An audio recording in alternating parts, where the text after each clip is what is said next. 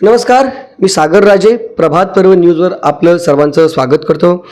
विधान परिषदेचे विरोधी पक्षनेते अंबादास दानवे यांनी आज विधान परिषदेमध्ये मंगल प्रभात लोढा, भाजपाचे मुंबईचे पालकमंत्री महोदय मंगल प्रभात लोढा यांच्यावर भ्रष्टाचाराचे आरोप केले. त्याच्यानंतर इमिजिएट त्यांनी त्यांचं नाव त्याच्यामधून मागे देखील घेतलं, परंतु त्यांनी आरोप मात्र केले आणि त्याच्यामध्ये पुरावे दाखवण्याची देखील आपली तयारी आहे असं त्यांनी या ठिकाणी दाखवलेलं आहे.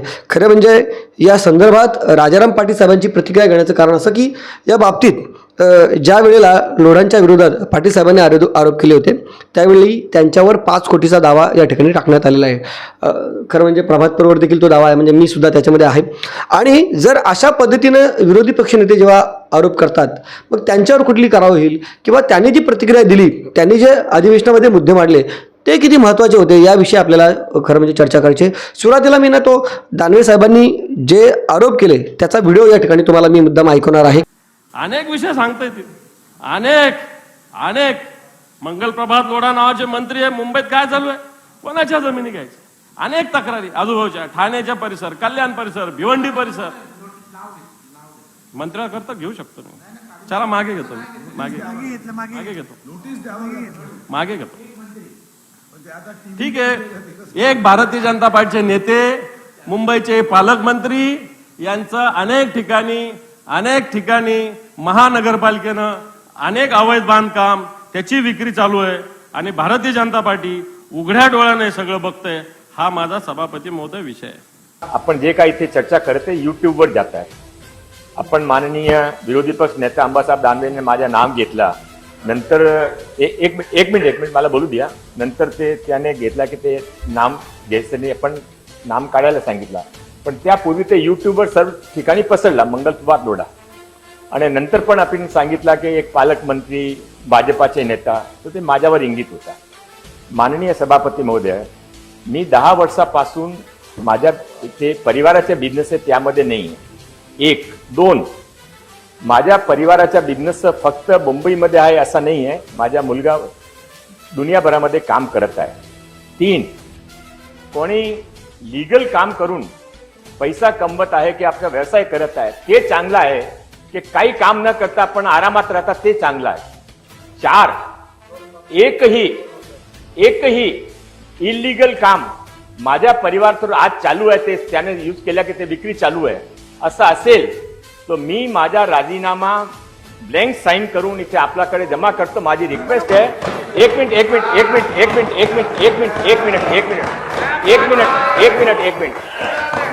मी माननीय असा ते मॅडम माननीय सभापती महोदय, ते पुष्कळ वेळा झाला. कोणी माझ्या परिवाराचा बिझनेस ते गुन्हा आहे का? त्या मी 30 वर्षापासून हा विधानसभाचा सदस्य आहे. 30 वर्ष झाले. मी कधी माझ्या पदाचा दुरुपयोग केला नाही. माननीय सभापती महोदय, काही परिवारामध्ये बिझनेस करायचा नाही, कोणाने घरे बसायचे, नोकरी करायची नाही, बिझनेस करायची नाही, करायला गेले ते सफल झाले तर त्यामध्ये काय आक्षेप घ्यायचा? एकही मी परत सांगतो, मी माननीय अंबादास दानवे साहेबांचा व्यक्तिगत पण अतिशय सन्मान करतो. पण आज त्याने सांगितलं आहे, मी त्याने निवेदन करतो, एकही ते इलिगल कन्स्ट्रक्शन करून ते विक्री त्यांची सुरू आहे, तो त्याने प्लीज ते पुरावा सहित ते सबमिट करा. इथं मी त्यांना सांगू शकत नाही की माझा डिसिजन घ्या, त्यांचा ते मोठे माणूस आहे. पण यानंतर बिना साक्षीनिसा करा, कोणावर आरोप करू नये, त्यांचे परिवार अननेसेसरी आक्षेप घेऊ नये अशी आपल्या मार्फत त्याने विनंती आहे. तुम्ही राजीनामा आता काय देऊ नका, तो तुमच्याकडे. सभापती महोदय, आपण मी नाव वापस घेतलेलं आहे. आपण काढले. पण जर त्यांचं म्हणणं असेल या सगळ्याच्यात पुरावे द्यायचे तर ती माझी द्यायची तयारी, हे मी तुम्हाला सांगा कधी मॅडम हा पुरावा देतो. मी तुमच्याकडे येतो. माननीय सभापती थांबला पाहिजे. हे काय चाललंय? त्यांचे परिवारचा मुलगा व्यवसाय करता, नोकरी करता, त्याचे रास्ते माझ्या बिझनेस आहेत का? आणि मी सांगतो ना, तुम्ही माननीय दानवे साहेब, मी आपला सन्मान करतो. आता दानवे साहेब असा नको. आम्ही पण सार्वजनिक जीवनामध्ये आहे. हा गुन्हा आहे का सार्वजनिक जीवनामध्ये राहायचा? पण तुम्ही पुरावा द्या ना. तुम्ही डेट सांगा, मी येतो. तुम्ही डेट सांगा कधी पुरावा येणार आहे. मी तुमच्या दानवे साहेब, आपण डेट सांगा तुमची सोयीनुसार. मी माननीय सभापती महोदयकडे त्यावेळी येतो. काय ते आपले बरोबर मुंबईचे 3 आमदार बसले, त्याने विचारा काय हे एक इंच इलिगल काम कुठे चाललंय का? त्यांना बोलू ते विषय संपला, भाऊ बोलत त्याला. अरे सभापती महोदया, मी अत्यंत पारदर्शिताने काम करतो. माझे मंत्रिपदामध्ये 1 रुपयाचे कोणी माझ्यावर आक्षेप करू शकत नाही. माझी विधानसभेत 1 आक्षेप ठीक आहे, लोढा करू. साहेब. माननीय सभापती महोदय, ते थांबल्या पाहिजे. कोणी सांगतील नाही, ते युट्यूबवर जाता, नंतर काढायचा उपयोग काय? ते युट्यूबवर गेल्या सर्व ठिकाणी. या ठिकाणी दानवे साहेबांनी आरोप केल्यानंतर ताबडतोब मंगल प्रभात लोढा यांनी देखील त्यांना विरोध केला. त्यांनी असं सांगितलं की हे जे आरोप करतात ते चुकीचे आहे. हे तुम्ही जे आरोप करत असता माझ्या फॅमिली बिझनेस आहेत, म्हणजे माझा व्यक्तिगत त्याचा काही संबंध नाही. मी एक सार्वजनिक आयुष्य जगत आहे आणि सार्वजनिक जीवनामध्ये मी जगू नये का, हे सगळं फॅमिली बिझनेस आहे आणि त्याचं तुम्ही माझ्याशी का लिंक करता, असं त्यांचा म्हणण्याचा उद्देश होता.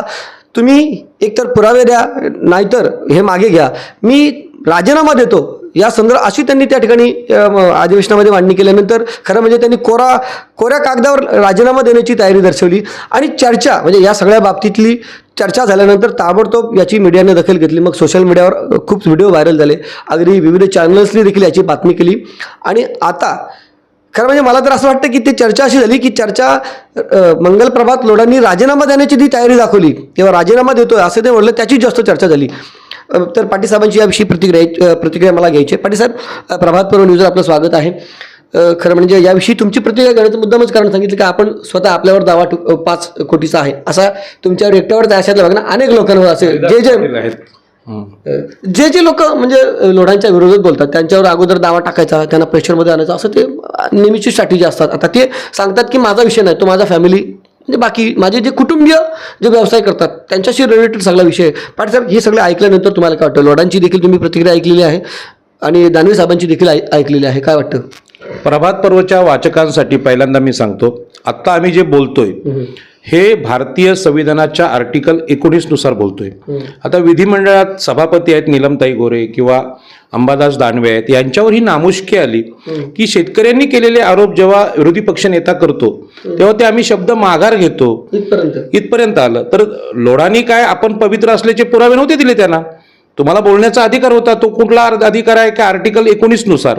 आणि त्याच अधिकाराने आम्ही आमच्या आता घरातून बोलतोय. म्हणजे आम्हाला अधिकार तरी कुठला? इथे काय सभागृह नाही, इथे काय सभापती नाही, काही ते पोलीस नाही किंवा ते मार्शल असतात ते नाहीये.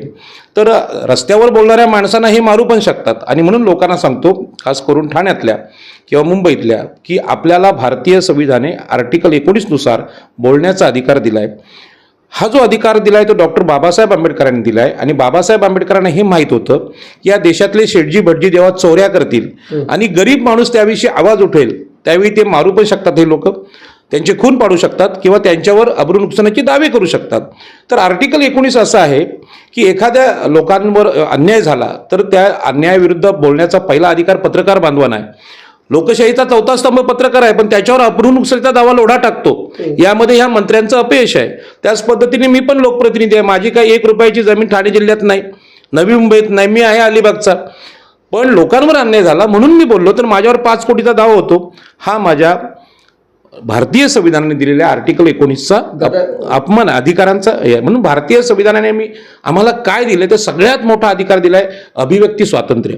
मग ते आम्ही कसं दिसलं पाहिजे, आम्ही काय बोललं पाहिजे, आमच्यावर अन्याय होतोय, स्त्रियांचं अभिव्यक्ती स्वातंत्र्य, ही सगळी स्वातंत्र्य या लोढांनी ठाणे जिल्ह्यामध्ये हे केलीत, आकुंचित केलीत, गोठवली आहेत. आणि आमचं तर अभिव्यक्ती स्वातंत्र्य संपवलंय, पण तलाठी कार्यालय, तहसील कार्यालय, जिल्हाधिकारी कार्यालय या सगळ्यांना, पोलीस स्टेशन या सगळ्यांची तोंड या लोढांनी बंद केलेली आहेत. आणि ती उघडण्यासाठी ठाणे जिल्ह्याला आत्ता खरं म्हणजे स्वातंत्र्याची गरज आहे असं बोललं तर ते अवघड होऊ नये. आणि हे तर बंद आहेत, पण तिथले जे लोकप्रतिनिधी आहेत आगरी समाजाचे, खासदार आणि आमदार, त्यांची पण तोंड बंद केली. जनता आवाज उठवते, पण तो आवाज पहिल्यांदा मी ह्याविषयी व्यक्तिगत चर्चा आमच्या इथले शिवसेनेचे नेते बबनदादा पाटील यांच्याशी नेहमी करतो की विरोधी पक्ष नेते म्हणून शिवसेनेने आत्ता खरी म्हणजे बाजू घेतली पाहिजे. मग तो नैना प्रकल्प असेल किंवा लोढाचा भ्रष्टाचार असेल, तर हे लोक बोलत नव्हते. आज अंबादास दानवे यांच्या निमित्तानं विरोधी पक्ष नेते म्हणजे ज्यांचा अभिमान घेऊन आम्ही बोलतोय ते लोकनेते दिबा पाटलांची आठवण झाली. दिबा पाटलांनी वसंतदादा पाटील या मराठा मुख्यमंत्र्याच्या अत्याचाराविरुद्ध प्रचंड मोठा आवाज लोकसभेत आणि त्या काळातल्या विधानसभेत उठवला. ओबीसी आरक्षणाची लढाई लढली.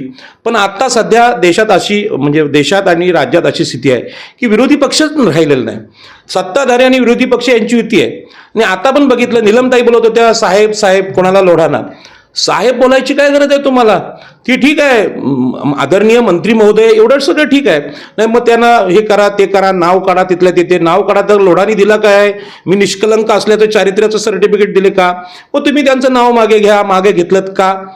तर महाराष्ट्राचं वैशिष्ट्य आहे महाराष्ट्राची विधानसभा ही फार मोठ्या विरोधी पक्षनेत्यांची परंपरा आहे. आणि अंबादास दानवेंनी लोकनेते दिबा पाटलांचं चरित्र पुन्हा वाचावं. आदरणीय दत्ता पाटील यांचं चरित्र वाचावं. मुख्यमंत्र्यांना सरकारला कसं घेरणारे नेते होते. आणि हे जे शेठजी भटजी आहेत दिबा पाटलांचं महात्मा ज्योतिबा फुल्यांचं आंदोलन हे शेठजी भटजींच्या विरुद्ध होतं. हे जे शेठजी आलेत लोढा त्यांनी ठाणे तालुक्याला ठाणे जिल्ह्याला कसं लुटलंय हे बघायचं असेल तर हेदुटण्याला या.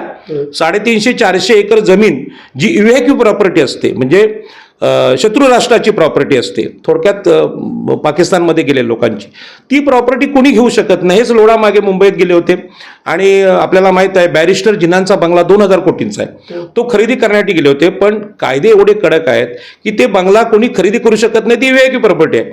मग 350 एकरची जमीन जेव्हा त्यांनी हिदुटण्याची घेतली तो व्हिडिओ आपण टाकला तर तुमच्यावर 5 कोटी हरिदास पाटलांवर 5 कोटी आणि माझ्या नावावर 5 कोटीचा जुन्या व्हिडिओवर त्यांनी टाकला. खरं म्हणजे कुठल्या पद्धतीची नोटीस बिटीस न देता डायरेक्टली दाव्याचीच आले होते. याचा अर्थ कल्याण कोर्ट किंवा कल्याण न्यायालय आणि तालुका पोलीस स्टेशन्स आणि महसूल विभाग याच्यामध्ये लोकशाही नाही तर लोढांच्या आदेशाने ही सगळे विभाग चालतात. माननीय निलमताई गोरे यांना माझं अतिशय विनम्र आव्हान आहे. तुम्ही Kalyan court Kalyan taluka police station Manpada police station वगैरे आणि महसूल विभाग तहसील यांना भेटी द्याव्यात. अंबरनाथ असेल तहसीलदार असेल. म्हणजे विधिमंडळाची जी कमिटी असेल ती भ्रष्टाचार निर्मूलन कुठला तुम्ही विधेयक पास केले ना ते कपाटात नका ठेवू. ते विधेयक घेऊन या इथे गावामध्ये. आम्ही तुम्हाला प्रत्येक कल्याण कोर्टात किती केसेस आहेत त्याचे सगळे लोढाच्या विरुद्ध.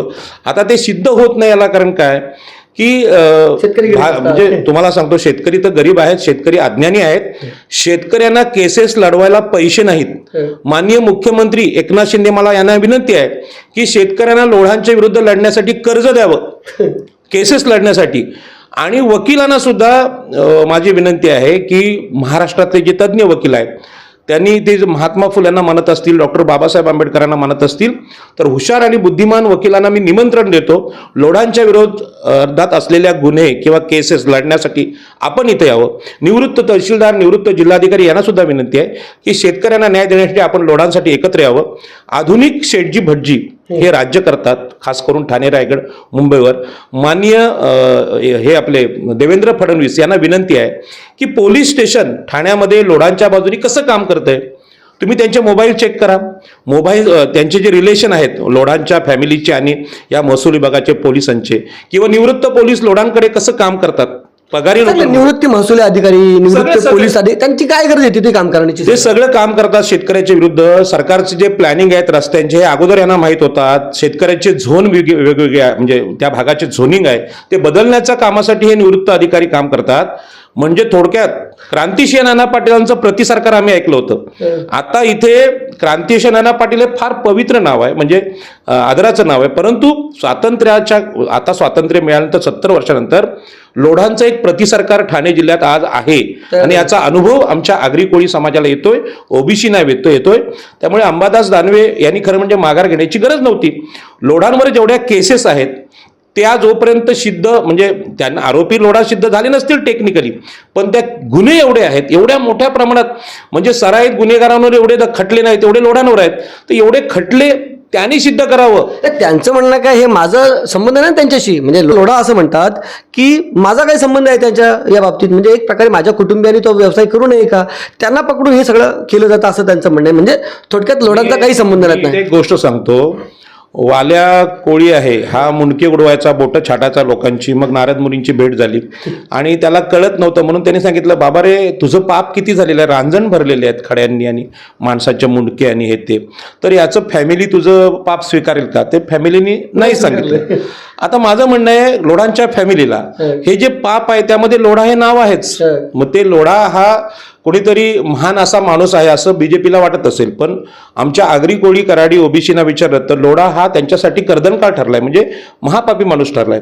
तर याचं जे पाप आहे ते लोढा का घेत नाही? कारण आपण फॅमिलीचे सगळे हे मेंबर असतो, सगळे चांगलं आणि वाईट दोन्ही त्याला जबाबदार असतो. तुमच्याकडून काय चूक झाली, माझ्याकडून चूक झाली तर कुटुंबाला ते भोगावं लागतं. आणि हे सत्य असेल तर फॅमिलीचा बिझनेस वेगळा आणि मी वेगळा. तर लोढा काय नरेंद्र मोदी जसं सांगतात की मी चाय विकून पंतप्रधान झालो, असा कुठला त्यांचा बाबा कॉफीचा वगैरे व्यवसाय आहे का? बिझनेस आहे साधा कुठला व्यवसाय, किंवा कष्ट करून किंवा लोकवर्गणी काढून ते काय राजकारण करतात का? लोढा म्हणजे फॅमिलीच्या पैशाचा ते उपयोग करत नाही का? आणि लोढांच्या सरकारमधल्या पदाचा इथल्या तहसीलदारांवर, इथल्या पोलिसांवर, इथल्या जिल्हाधिकाऱ्यांवर, इथल्या न्यायव्यवस्थेवर काहीच परिणाम होत नाही, असं आहे का?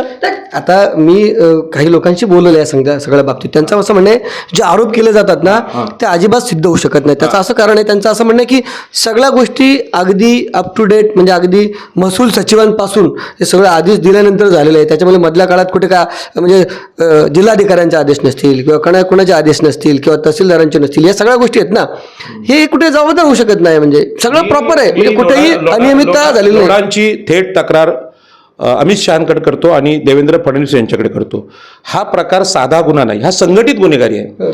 म्हणजे महसूल विभागाची माती चोरी असेल, जमिनी चोरी असेल, त्यानंतर तो जर महसूलला गुन्हा घडला माती चोरीचा किंवा जमीन चोरीचा, तर पोलीस स्टेशन हे शेतकऱ्यांना दमदाटी करतात, खोटे गुन्हे दाखल करतात, खंडणीचे गुन्हे दाखल करतात. न्यायालयात एखादा गुन्हा गेला तर न्यायालय सुद्धा मॅनेज आहेत आज. म्हणजे कुठल्या कल्याण कोर्टाने एखादा लोढांच्या विरुद्ध निकाल दिला, सत्य म्हणजे चोरी झालेली ही सत्य आहे. आगरी कोळी लोक वेडे नाहीत खोटे आरोप करायला. आणि खोटे आरोप कशाला कोण करेल? जमिनी आगरी कोळ्यांच्या आहेत, तिथले आमच्या ओबीसींच्या आहेत, त्या जमिनी चालल्यात, आदिवासींच्या जमिनी आहेत, तर ते तक्रार करतात ना. पण तक्रारीवर गुन्हा दाखल होऊ नये याची संघटित योजना लोढा अत्यंत उत्तम मॅनेजमेंट करतात.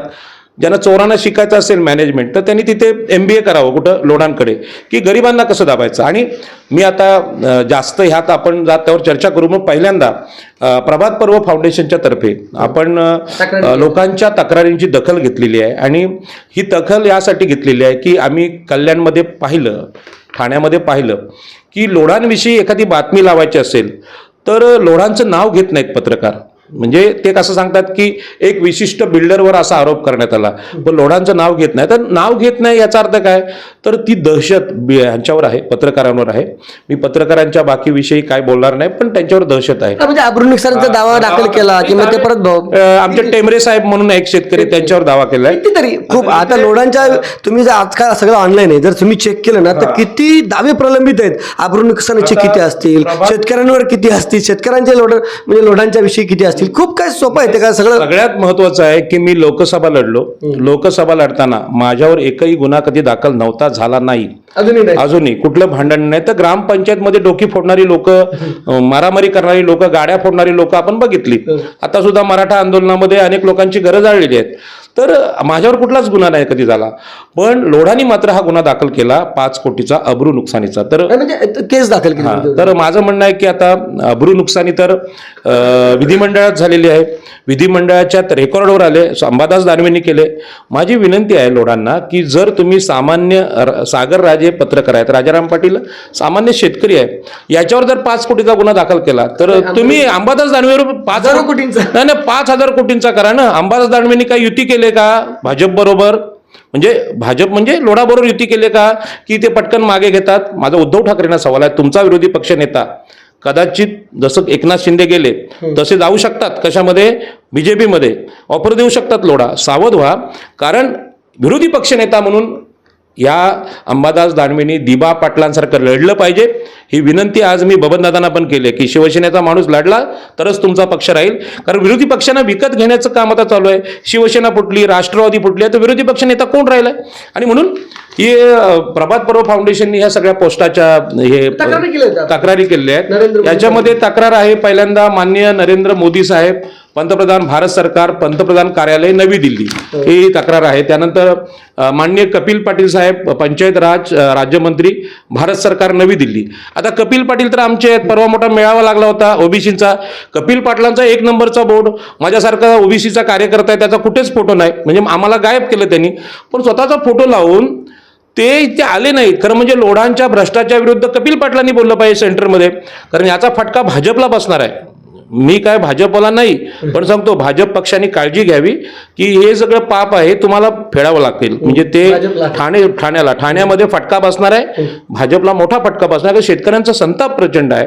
आणि माननीय श्रीकांत शिंदे, खासदार कल्याण लोकसभा मतदारसंघ, या तिघांना पार्टी केलेला आहे आणि तिघांनी हा विषय आता घेतला पाहिजे, बोललं पाहिजे मीडियावर. मी नाही, अंबादास दानवेंचा मला अभिमान आहे की ते विधिमंडळात बोलले, पण यांनी स्वतंत्र बोलले पाहिजे. पत्र तुम्हाला पोहोचली असतील, कारण अशा पत्रांची दखल तुम्ही घेत नाही. पाहिजे हे लोढांना हे पाहिजे असेल तर ही कॉपी आम्ही पाठवायला तयार आहोत. दुसरं पत्र लिहिलंय माननीय एकनाथ शिंदे, मुख्यमंत्री तथा पर्यावरण मंत्री, महाराष्ट्र राज्य मंत्रालय मुंबई. ठाणे जिल्ह्यातल्या पर्यावरणाची कशी वाट लावली, हे दुटणे गावातली झाडं कशी तोडली, नद्यांचे प्रवाह बदलले, नद्यांची गटारं केलीत लोढांनी, ही पण ह्याच्यात पुरावे. एकनाथ शिंदेने याची दखल घ्यावी. त्यानंतर देवेंद्र फडणवीस, उपमुख्यमंत्री, गृहमंत्री, महाराष्ट्र राज्य मंत्रालय मुंबई, आम्ही सुद्धा लोढांच्या हे रस्ते अडवायला गेलो, परवानगी नसलेले रस्ते चुकीच्या पद्धतीने केले, तेव्हा पोलीस आम्हाला अडवायला आले. पोलिसांनी गुन्हे दाखल केलेत अनेकांवर. मग देवेंद्र फडणवीस काय करतात? तुमचं गृह मंत्रालय लोढांना सेफ करण्यासाठी असेल तर तुम्ही महाराष्ट्रात तर सांगू नका आम्हाला, पण ठाणे जिल्ह्यातला भ्रष्टाचार इथल्या पोलिसांनी थांबवलं पाहिजे. उद्याच्या उद्या पोलीस स्टेशनला जेवढे गुन्हे दाखल आहेत ते मागून घ्यावे. त्या काळात आता अजित पवार विरोधी पक्ष नेते आहेत, त्या टायमाला होते. आता ते सत्ताधारी आहेत. कदाचित हे अंबादास दानवे पुढल्या महिन्यात विरोधी पक्ष नेते नसतील, सत्तेत सहभागी होतील. म्हणजे आज देशामध्ये एक पोस्ट आली होती की न विकणारे नेते पाहिजे असतील तर मतदारांनी विकणारे मतदार असले पाहिजेत. आणि म्हणून शेतकऱ्यांना मी सांगतो की तुम्ही स्वतःची मतं विकू नका. तुम्ही विकताय त्यामुळे आपल्या नेत्यांना सवय लागली की एखादा लोढासारखा बिल्डर आला तर ते खरेदी करतात. आणि म्हणून तुम्ही न विकला जाणारा मतदार या देशात झाला पाहिजे. त्यानंतर राधाकृष्ण विखे पाटील, महसूल मंत्री, महाराष्ट्र राज्य मंत्रालय मुंबई. आपल्याला माहित आहे विक्रम भंडारी नावाचा आपला एक तरुण आहे, तर त्याची जमीन आहे ते पैसे न देता नावावर झालेली आहे. हे प्रकरण प्रलंबित आहे. 7-12 फिरलाय, खरेदी खत झाली आणि त्याची तक्रार आता आम्ही सगळ्या अधिवेशनात दिलेली आहे. त्याची दखल घ्यावी. ती तक्रार इथे नाही, परंतु तुम्हाला ते कल्याणला गेल्यानंतर मिळेल. कोकण आयुक्त साहेब, कोकण भवन यांना सुद्धा आम्ही तक्रार केलेली आहे. त्यानंतर मान्य जिल्हाधिकारी साहेब, ठाणे जिल्हा कार्यालय इथे तक्रार आहे. विषय थोडक्यात त्यातला वाचून दाखवतो. ठाणे जिल्ह्यातील अंबरनाथ, कल्याण तहसील हद्दीतील उसाटणे, करवले, नारेण, खोणी, हेदुटणी इत्यादी गावांच्या परिसरात होणारी डोंगर टेकड्या, सरकारी जमिनीत होणारी माती चोरी, बेकायदा वृक्षतोड आदी मार्फत होणारी पर्यावरणाची हानी, तसेच मोठ्या प्रमाणात शासनाचा महसूल बुडून होणाऱ्या भ्रष्टाचाराबाबत असा थेट आरोप आहे. मी सांगतो ते बोलतात ना लोढा की माझ्या फॅमिलीचा बिझनेस आहे, माझा नाही. हे ते तुमच्या फॅमिलीला आमची विनंती आहे, आमची फॅमिली धोक्यात आले म्हणजे आगरी कोळ्यांची, ओबीसींची, तर आपण तिथे यावं समोर. आम्ही सगळ्या तक्रारी घेऊन बसतो. असं लाईव्ह करू आपण. जनसुनावणी होते तशी एक प्रकारे होते ना सर की अरे तुम्ही जर मंत्री आहात तर सरकार आपल्या दारी, हा जो सरकारचा कार्यक्रम आहे भाजप सरकारचा, स्वतः लावा तुम्ही फॅमिलीच्या लोकांना, फॅमिलीला घेऊन तुम्ही या ना. आम्ही पण आमच्या फॅमिली घेतो. या ठिकाणी मला असं बोलावं लागतं, लोढा जर मंत्री आहेत म्हणजे खूप वजन आहे त्यांचं. आता ते या ठिकाणी मोठे मंत्री आहेत, मोठे बिझनेसमॅन, त्यांची सगळी फॅमिली आहे. तर त्यांच्या जर फॅमिली विरोधात अनेक केसेस पेंडिंग आहेत, अगदी ठाणे कोर्टात असतील, म्हणजे तिथे जिल्हाधिकाऱ्यांकडे असतील, तहसीलदारांकडे असतील, म्हणजे जिल्हा न्यायालयात असतील, सगळीकडे अनेक केसेस प्रलंबित आहेत. एकदा त्यांनी लावावी ना, बैठका लावावी. त्यांनी सांगितलं की फॅमिलीच्या लोकांनी बाबा काय नक्की चेक करा, त्याच्यामध्ये कुणाचं खरं आहे कुणाचं खोटे, आणि खरोखर सुटण्यासारखे असतील तर त्यांना न्याय द्यावा. म्हणजे आज हजारो एकर जमीन तिकडे लोढांनी तिकडे घेतलेली आहे आणि त्याच्यामध्ये अनेक ठिकाणी सतत लोकांचे तक्रार आहेत, सतत लोकांचे आरोप आहेत, बाबा आमची फसवणूक झालेली आहे. मग त्यांनी खरं म्हणजे एक म्हणजे तिथे काही सुनावण्या लावाव्यात आणि त्यांचे प्रश्न मिटवावेत. लोक त्यांना म्हणजे आशीर्वाद देतील की बाबा खरोखर म्हणजे त्यांच्या खरोखर फॅमिलीने जरी काय त्याच्यामध्ये काय खोटं काम केलेलं आहे का तेही चेक करता येईल, खरोखर शेतकरी खोटं बोलतं का तेही चेक करता येईल. हे सगळ्या गोष्टी मिटू शकतील जर त्यांनी पुढाकार घेतला तर. सर बरोबर. हो. आणि हा जो फॅमिलीवर जेव्हा आपला आरोप होतो त्यावेळी मोठ्या मोठ्या महान माणसांनी त्यांना म्हणजे त्याग केलेला आहे. म्हणजे सीतेचा त्याग रामाने केला आपल्याला माहित आहे, किंवा धोबी आरोप करतो सीतेवर. त्यावेळी स्वतः रामाने सांगितलं की माझ्या मी राजपदावर बसलो आणि माझ्या पत्नीवर जर असे आरोप होत असतील, तिला म्हणजे गर्भवती असताना वनात त्याग केला, ते सोडलेला आहे. त्याच पद्धतीने आज आपल्या लोढांवर असाच आरोप आहे. नाही, याचा संदर्भ काही इथे लागू शकत नाही. खरं म्हणजे काय झालं काय, आता तो अतिशय वेगळा विषय, सेन्सिटिव्ह विषय आहे. कसं असतं, जो सार्वजनिक जीवनात असतो त्या सार्वजनिक जीवनात असलेल्या माणसाला आपल्या फॅमिलीबद्दल पावित्र्याचं सर्टिफिकेट द्यावं लागतं. हा आपल्या देशाचा इतिहास आहे. आणि मी नाव घेतलं याचा संदर्भ भाजपचा आहे की भाजप, आणि मी सुद्धा, माझं नाव स्वतः राजाराम आहे. म्हणजे मी काय रामाला मानत नाही असं कोणी बोलू शकत नाही. माझं स्वतःचं नाव राजाराम आहे आणि बदलून नाही घेतलं. रामाला मी आदर्श मानतो ना. का मानतो? ह्यासाठी, आजच्या प्रकरणासाठी. कारण फॅमिलीवर आरोप झाल्यानंतर रामाने ते कबूल केलं आणि याच्यावर मी तत्वज्ञान विद्यापीठात ठाणे यावर अनेक अभ्यास चिंतन केलेलं आहे. तसं लोढांना माझी विनंती आहे की बाबा रे, तुमच्यावर जो आरोप होतोय तर जोपर्यंत निर्दोष आपली सुटका नाही तोपर्यंत राजीनामा द्या ना. नाटक कशाला करताय? देऊन टाका राजीनामा. आणि लोढांना मंत्रिपदाची गरजच काय? कारण लोढा काय ठाणे जिल्ह्यातल्या आगरी कोळ्यांचं किंवा महाराष्ट्राच्या कुठल्याही जनतेचं नेतृत्व करत नाही. लोढा हे उद्योजक आहेत.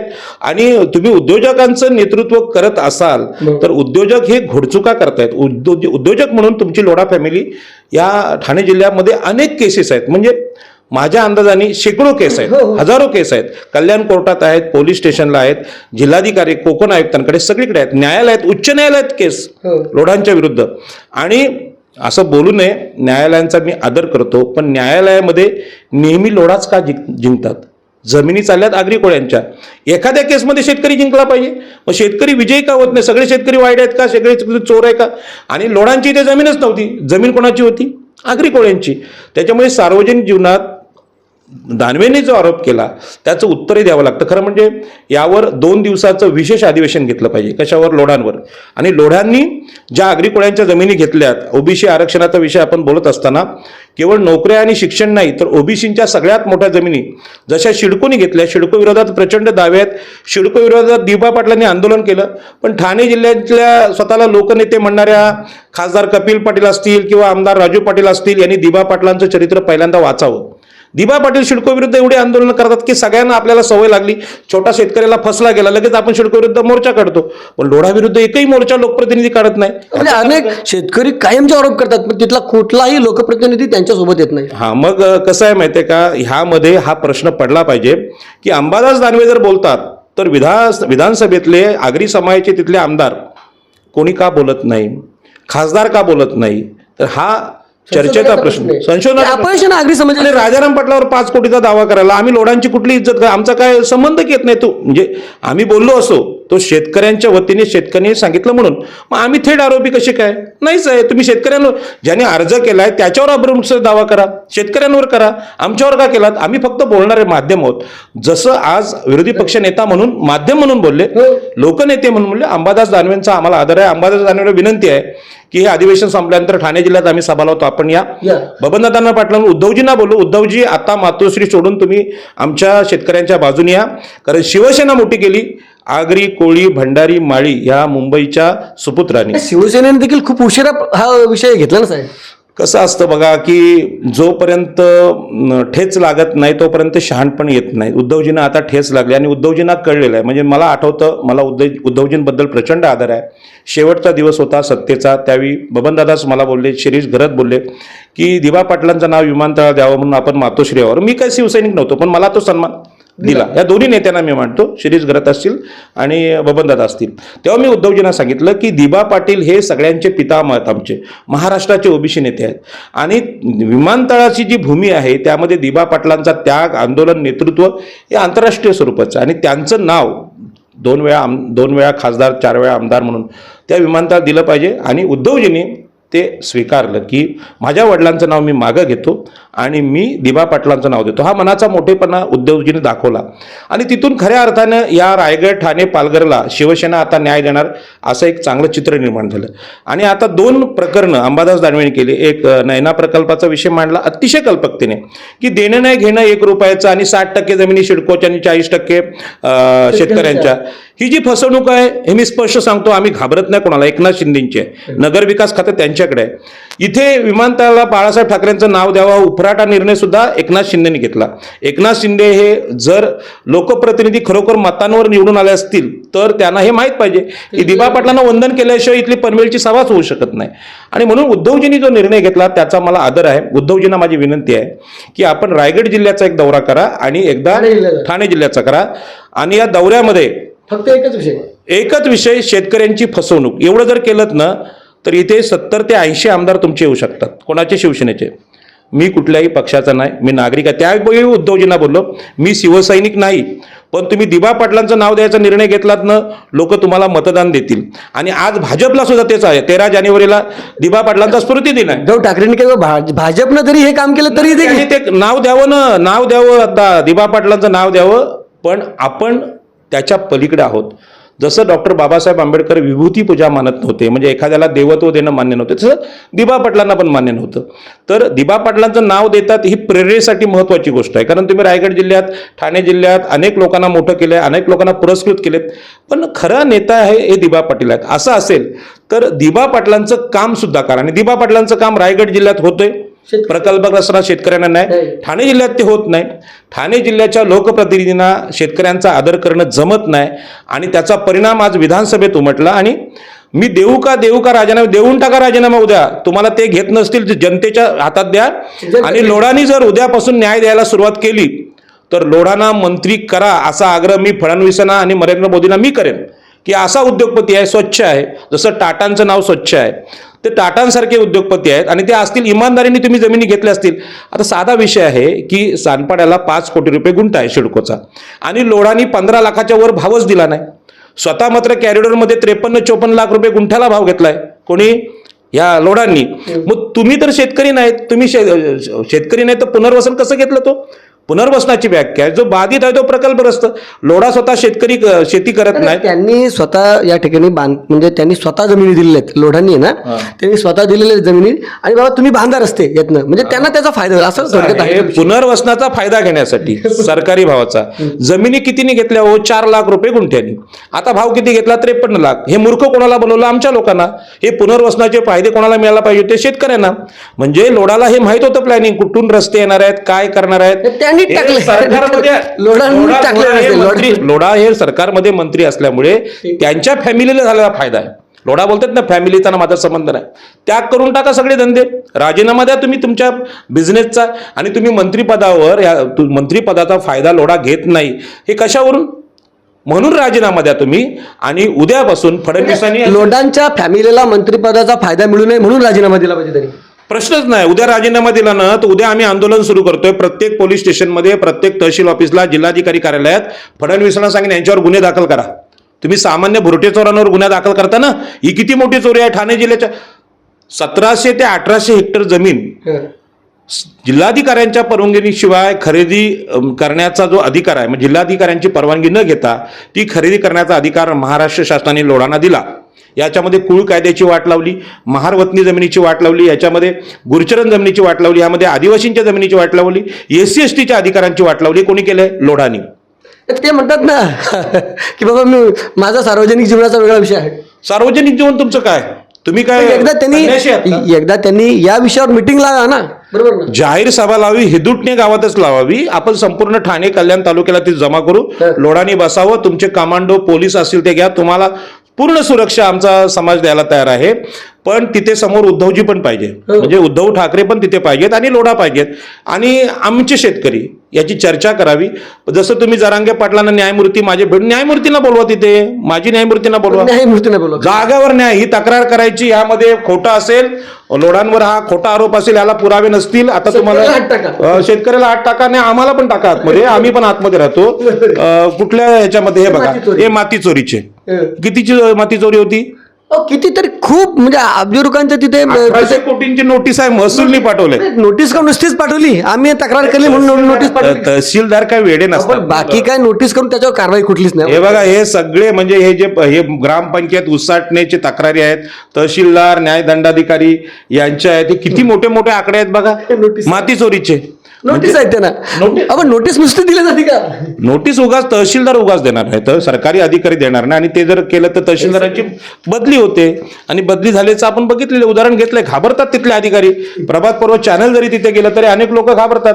या सगळ्या तारखा सुरेश धर्मा पाटील मोठ्या मोठ्या तक्रारी केल्यात त्यांनी. किती म्हणजे आता त्या ऍक्च्युली आजकाल मी काय म्हणतो, आजकाल सगळी ऑनलाईन प्रणाली आहे. किती न्यायालयात केसेस दाखल आहेत.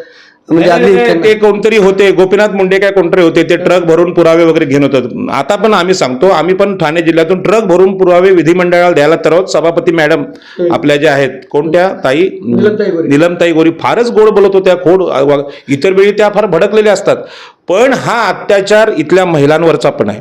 आमच्या महिलांना उद्ध्वस्त करण्याचं काम इथे निलमताई झालेलं आहे. ठाणे जिल्ह्यातल्या आगरी कोळी महिलांच्या जमिनी तुम्ही चोरलेल्या आहेत. जमीन जाते तेव्हा फक्त पुरुषच दुःखी होत नाही, तर हा मातृसत्ताक समाज आहे. इथल्या स्त्रियांना भिकेला लावण्याचं काम निलमताई ह्या माणसाने केलंय. याची चौकशी करा. आणि आम्हाला ऑलरेडी 5 कोटीचा गुन्हा आमच्यावर दाखल आहे. आता ते 5 कोटी तर मी कधी बघितले नाही, पण मी 5 कोटीचं स्वप्न पण कधी बघितलं नव्हतं. पण का सरकारने लोढाने आमच्यावर गुन्हा तर दाखल केला 5 कोटीचा. आता आम्हाला थोडंसं स्वप्न पडायला लागलंय की शूद्र मागासवर्गीय माणूस बाबा, त्याच्यावर 5 कोटीचा गुन्हा तरी दाखल होतोय, पैसे कधी भेटतील, म्हणजे दावा आहे, गुन्हा नाही. तर लोढांना माझी विनंती आहे की तुम्ही आमच्यावर 5 कोटीचा गुन्हा दाखल केला, एवढी तुमची आबरी महत्वाची असेल तर आम्ही पण एवढे असभ्य नाही. कुठल्याही माणसावर आम्ही खोटे आरोप केलेले नाहीत, पुरावे आहेत म्हणून बोलतो. परंतु मी माननीय मुख्यमंत्र्यांना सांगतो, ज्याला बोलतात ना फ्री हँड द्या आम्हाला, फ्री हँड. कशासाठी? न्याय करण्यासाठी. पोलिसांना द्या, तहसीलला द्या, आणि जिल्हाधिकाऱ्यांना द्या, कोकण आयुक्तांना द्या. सरकारला स्वातंत्र्य द्या. सरकार लोढांचं गुलाम झालंय. निदान ठाणे जिल्ह्यात तरी प्रति सरकार लोढा चालवतोय. आम्हाला स्वातंत्र्य द्या शेतकऱ्यांना. आणि मग काय होतंय ते बघा. लोढांना तर राजीनामा द्यावाच लागेल, पण या देशात राहण्याची लायकी सुद्धा राहणार नाही, एवढी फसवणूक त्यांनी केली. आणि म्हणून लोढांना माझी विनंती आहे की तुम्ही सार्वजनिक जीवनाची गोष्ट करतात, आम्ही पण सार्वजनिक जीवन आहोत. आम्ही काय लांड्या लबाड्या करत नाही. तुमचा चेहरा अतिशय गोरा पण चांगला आहे, पण त्या चेहऱ्यामागे जो गुन्हेगार लपलेला आहे तो समोर येऊन तुम्ही सिद्ध करा ना, मी फसवलंच नाही. आणि तुम्ही फसवला असेल, उद्यापासून शेतकऱ्यांना न्याय द्यायला सुरुवात करा. आम्ही शेतकऱ्याच्या फॅमिलीला घेऊन येतो तिथे, आणि जे काय असतील पोलीस असेल, न्याय व्यवस्था, त्या समोर न्याय करा आणि गुन्हा सिद्ध करण्याचं काम आम्ही करू. मी लॉ जरी नसेल केलं तर शेतकरी कायदे मला चांगले माहीत आहेत, आणि शेतकऱ्याला आपण जागेवर न्याय देऊ, प्रश्नच काय, आणि मिटवून टाका. नाहीतर या निवडणुकीमध्ये याचा फटका देवेंद्र फडणवीस साहेब भाजपला बसणार आहे. आणि शिवसेना जर न्याय देत असेल, तसं उद्धवजींना मी सांगितलं, तुम्ही जर दिबा पाटलांचं नाव देण्यासाठी माघार घेतलीत त्याचा फायदा तुम्हाला होईल आणि शिवसेनेला त्याचा फायदा होईल. जी भूमिका आज त्यांनी घेतलेली आहे त्या भूमिकेचा मी उद्धवजींचा प्रचंड आदर करतो आणि सांगतो की ज्या आगरी कोळी भंडाऱ्यांनी शिवसेना मोठी केली, एकमेकांचे कोथळे काढले, म्हणजे भांडणामध्ये शाखाप्रमुख माझे काका होते दिनकर पाटील, त्यांना मारलं होतं जे राजकीय भांडणामध्ये, तर त्याग हा रक्तत्याग हा इथल्या ओबीसीनी केलाय. मुख्यमंत्रीपद तुम्ही कधी ह्यांना दिलेत, कोणाला त्या नारायण राणेंना दिलेत, मनोहर जोशींना दिलेत आणि एकनाथ शिंदेने दिलेत. पण आपले जे हे आहेत गणेश नाईक साहेब फार मोठे नेते होते. आपल्या भुजबळांना सुद्धा तुम्हाला शिवसेना सोडावी लागली. अनेक ओबीसीनी शिवसेना मोठी केली, पण ओबीसीना आपण विसरलात. आता जर शेतकऱ्यांच्या न्यायासाठी तुम्ही लढत असाल तर आम्ही तुमच्याबरोबर आहोत. आम्ही तुमच्याबरोबर, आम्ही नागरिक आहोत, आम्ही जनता आहोत, आम्ही भारताचे नागरिक आहोत. राजकीय पक्षांनी लोकांची भूमिका घ्यावी. विरोधी पक्ष नेते म्हणून 6 महिने शिवसेना चांगली वागली, उत्कृष्ट वागली. उद्याची सत्ता तुमची आहे, भाजप इथे राहत नाही. तर ही सगळी चर्चा खरं म्हणजे तुम्ही ऐकलेली आहे. लोढांना अगदी थेट आव्हान साहेबांनी दिलेलं आहे की खरोखरच तुम्हाला जर स्वतःला सिद्ध करायचं आहे तर ठाणे जिल्ह्यात या हेदुटण्यामध्ये, आणि हेदुटण्यामध्ये शेतकऱ्यांना तुम्ही समोरासमोर बोलावा. तुम्ही समोरासमोर तुमचं संपूर्ण जे प्रति सरकार आहे त्या ठिकाणी राहू दे. प्रत्येकाची प्रकरणं पहा, आणि तिथे जर शेतकऱ्यात कुठे चुकत असेल तर ती म्हणजे शेतकऱ्याच्या विरोधात निर्णय लागेल, परंतु तुम्ही चुकत असाल तर तुमच्या विरोधात तिथे निर्णय लागेल. असं थेट आव्हान पाटील साहेबांनी दिलेलं आहे. खरं म्हणजे अभिव्यक्ती स्वातंत्र्य मुलं या ठिकाणी हे सगळं बोललं जात आहे. आणि एक मुद्दा सांगतो, 2013चा कायदा देशात चालू आहे. 5 कोटी गुंठा सिडको जमीन विकते, पण लोढांनी कुठल्याच शेतकऱ्याला 15 लाखाच्या वर भाव का नाही दिला? तुम्ही उद्योगपती आहेत ना, मार्केट रेटने जमिनी खरेदी करा ना. मध्ये का घेताय महसूलला, मध्ये का एजंटांना टाकताय आणि फसवणूक का करताय?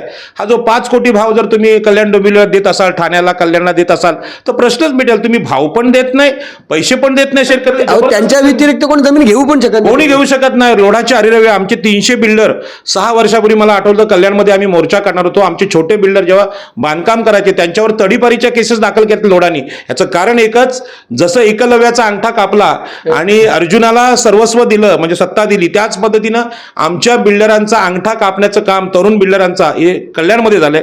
आज नवी मुंबईत आमचे अनेक बिल्डर पुढे आलेले आहेत, खूप मोठे बिल्डर आहेत, पण ती वाढ ठाणे जिल्ह्यात दिसत नाही. ठाणे जिल्ह्यात कोण बिल्डर आहे त्यांनी दाखवा बाबा स्वतःच्या, म्हणजे या सगळ्या भागात नाही ना, त्यांनी बिल्डिंगचं बांधकाम केलं, त्यांनी सप्लाय केली, त्यांना म्हणजे सगळे ठेके मिळाले असे दाखवावे. आमच्या तरुणांचे पंख छाटण्याचं काम लोढा करत असेल तर लोढांची जाहीर चौकशी झाली पाहिजे. जर चौकशी होत नसेल तर माननीय गृहमंत्री देवेंद्र फडणवीस यांनी राजीनामा द्यावा. प्रश्न लोढांचा नाही, त्याला पाठीशी घालणारा माणूस जास्त महापापी आहे आणि म्हणून त्यांनी राजीनामा द्यावा. फडणवीस यांच्याबद्दल मला खूप आदर आहे. अत्यंत विद्वान विरोधी पक्ष, आदर्श विरोधी पक्ष नेते हे होते फडणवीस, छान बोलायचे. मग आता तुमच्या भ्रष्टाचारावर तुम्ही का बोलत नाही, तुम्ही ऍक्शन का घेत नाही? सत्तेत आहे म्हणून आणि म्हणून थांबलं पाहिजे. आगरी कोळ्यांना वाचवण्यासाठी लोकांनी एकत्र यावं, लोकांनी प्रभात पर्व आणि राजाराम पाटील यांच्या मागे उभं राहावं. तुम्ही या इकडे, आपण तक्रारी दाखवून एक मोठं जन आंदोलन ठाण्यामध्ये उभं करू, ही माझी आव्हान, नम्र विनंती इथल्या ठाणे जिल्ह्यातल्या शेतकऱ्यांना आहे. तर ज्यांना ज्यांना असं वाटतं की लोढांनी त्यांची फसवणूक केलेली आहे, अशा लोकांनी एकत्र येऊन त्यांचे पुरावे या ठिकाणी घ्यायचे आहेत आणि पाटील साहेबांना असेल प्रभातपुराशी संपर्क साधावा. या विरोधात एक मोठे जन आंदोलन या ठिकाणी उभारावे लागेल असं या ठिकाणी पाटील साहेबांना वाटतं. आणि सागरजी, तुम्हाला माहित आहे, आपण कुठलीही मांडवली फिंडवली, आज एक आरोप झालाय की अदानी विरुद्ध उद्धवजींनी आंदोलन केलं, राज ठाकरे बोललो मांडवली झाली नसेल म्हणून झालं. आम्ही अशी कुठलीही मांडवली करत नाही. आम्ही रोख आहोत. आम्ही आल्यानंतर आमचं जेवण आणि प्रवास खर्च मागतो. या बाबतीत आम्ही बदनाम आहोत. काही लोक बोलायला लागले राजाराम पाटील 5,000 रुपये घेतात, व्हिडिओ दाखवतात सागरराज.